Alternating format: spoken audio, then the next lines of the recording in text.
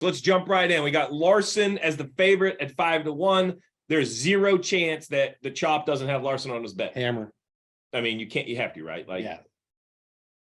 2 years ago, he did everything. Like, he won the pole and every stage, all 4 stages. What happened to him last year?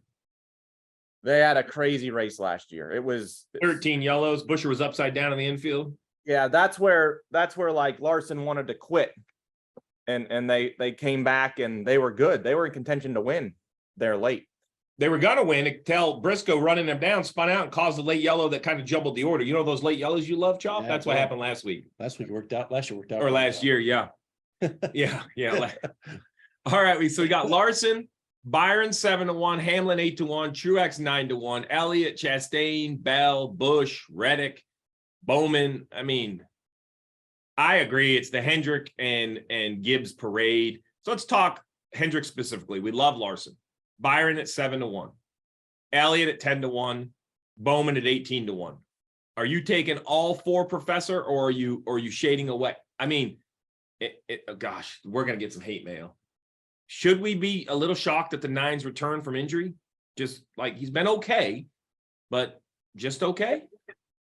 Well, he just hasn't. I think his teammates have outshined him is really what's been going on, right? Like, he hasn't run terrible. It's just Larson and Byron are lights out this year. Be careful. You have a career like that at Hendrick, you'll end up doing TV. Look at Trav. Trav almost fell out of his seat on that one. So you can't take everyone. Who are we not taking? If you have to take 2 Hendrick Chevrolets, who are you taking, Professor? Oh, Larson and Byron. Okay. You got to take 2 Joe Gibbs racing cars. Who are you taking? Denny Hamlin and Martin Truex Jr. Okay, so over Bell. Yes. And even over Ty. I want to talk about Ty, though. Yeah. Because let's just talk Coke 600. Ready, Chop? Coke 600. I'm going to give you an impressive list. Help me with it. Make sure I get this right. Jeff Gordon, first career win there. Yes. Matt Kenseth. Yes. Dylan. Yes. Who else? Those are 3 I got off the top of my head. Then you have Rudiman in a crazy race. So we could have the same situation. Casey Mears, Matt Kenseth, Bobby Labonte, Jeff Gordon, David Pearson. Wow. So I only say that because we've talked about the top. I mean, what is there to talk about? Larson's going to haul ass. Byron, Hamlin, Truex is going to be great. Magic adjustment, magic pit stop. Whoever leads those 4 off the final pit stop, sayonara. Signed, sealed, delivered. You're not going to pass. But crazy race, crazy stuff. Everyone loves value. Mm-hmm. Why couldn't this be Ty Gibbs's breakthrough win? We know the Toyotas, and I said, because we're not saying he's not driving a U-Haul truck. Right.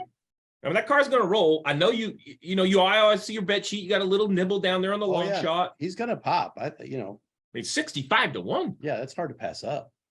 So for the listener, if you put like a quarter unit, Yeah. because I know there's a lot of people that doesn't like the bet slips. Let me tell you, you put a quarter unit down there and it pops, you're looking at 17, 18 units. That might cover every other Yeah.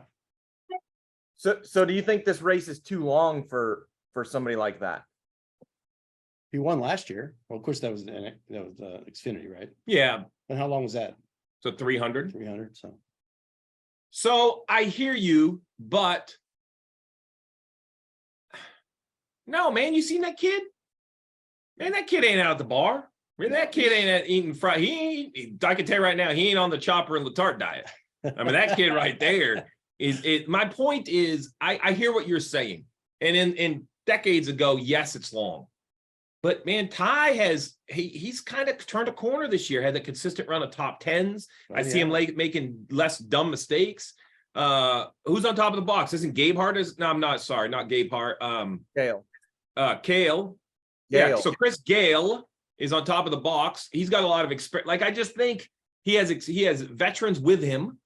Like, I think it's 65-1. It's hard not to throw a little something. I mean, right? 65-1, I think, is a long odd, and I think you need to put something right there on at that top 10 too, at plus 185 or plus 185. I'd love him as a top 10 plus 185. Right. I think the length is a good question, Professor, but I just think these kids aren't raised like they used to raise. This kid has been at dirt cars and Xfinity cars, and damn, He's going to be in the simulator. I mean, all he wants to do is race. I think he's going to be fine. He's going to love it. Now, what about Keselowski's in that a similar range there? Do you like him over Keselowski? I haven't seen Keselowski. They're running better, but not at the 1.5 miles. I just don't see it. I don't hate him as a top 10 at plus 150. Yeah. It really says a lot about the Fords when you can get Joey Logano at over 20-1.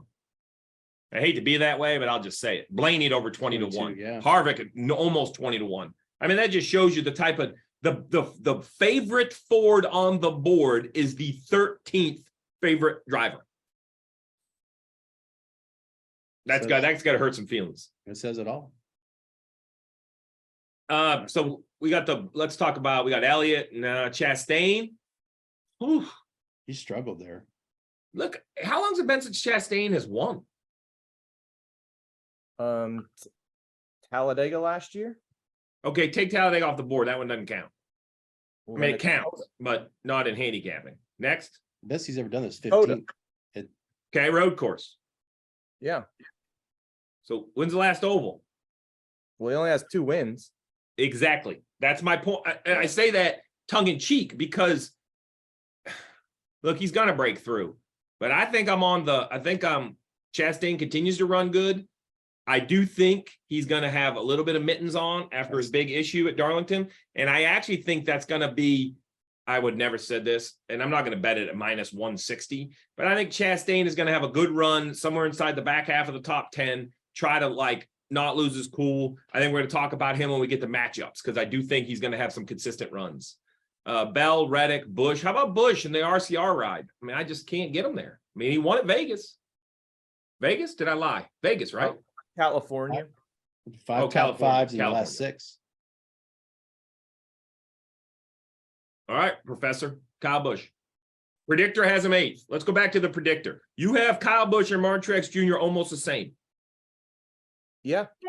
Yeah. True. Well, it's Kyle Busch after all, but I just think he's going to run the back half of the top 10. Well, then let's find the value, and the value per the predictor app is Kevin Harvick and Ryan Blaney. You have them 5th and 6th, and the books don't like either of them. Yep. I don't either. Chubb doesn't either.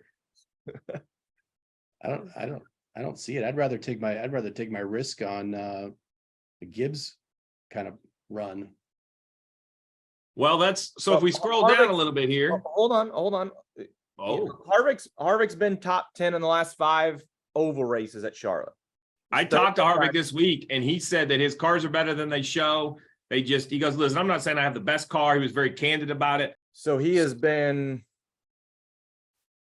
back half of the top 10 this year. All right, so Harvick has top 10 speed. So 7th at Darlington on speed. And that's without track position. So for the listener, let's just talk about this, right? So first of all, Charlotte, same tire combination as Darlington. That matters. I don't care if the tracks don't look the same. The only thing touching the ground is the Goodyear rubber. Same tire is going to make a big difference. I actually think, as crazy as it sounds, Darlington and Charlotte, while the surfaces are way different, the loading, it's not crazy.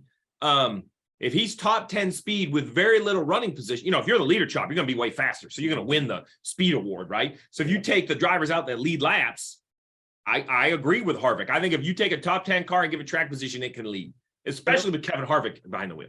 Remember, he was 2nd at Darlington too. He finished 2nd. So the problem is the books give him a lot of respect at 18-1. Where's it going to start if they rain out qualifying? Oh, great question. Weather looks crappy. Let's go to the metric, Russ. Who's on the pole? Larson? No, who is on the pole? So Harvick's going to start 2nd if it rains out. Ooh, Front row. 2nd. Good pit He ran stall. 2nd at Darlington. Oh, And there's other things that go into it, but his good run at Darlington is the important part. that's a difference maker. All right. I tried to stroll down a minute ago. You yelled at me. Now, hold on. Let's talk about then Larson. Larson's not going to have as great of a starting spot. Because he got Chastained. Yes. Look, everybody giggles. You knew that was coming. That's not so now you could be Chastain, Rick Allen, or Boyard. We got a good list going. I don't think it matters where Larson starts. I mean, why are we even talking about where Larson starts? It's where he fit, whether he Well, finishes because spots. the pit stall selection, if it comes down to the last, a little dash at the end, William Byron's going to have the first. You pit could stall. tell Kyle Larson he can't put his left hand on the wheel until lap 200, and he's still going to run inside the top 5.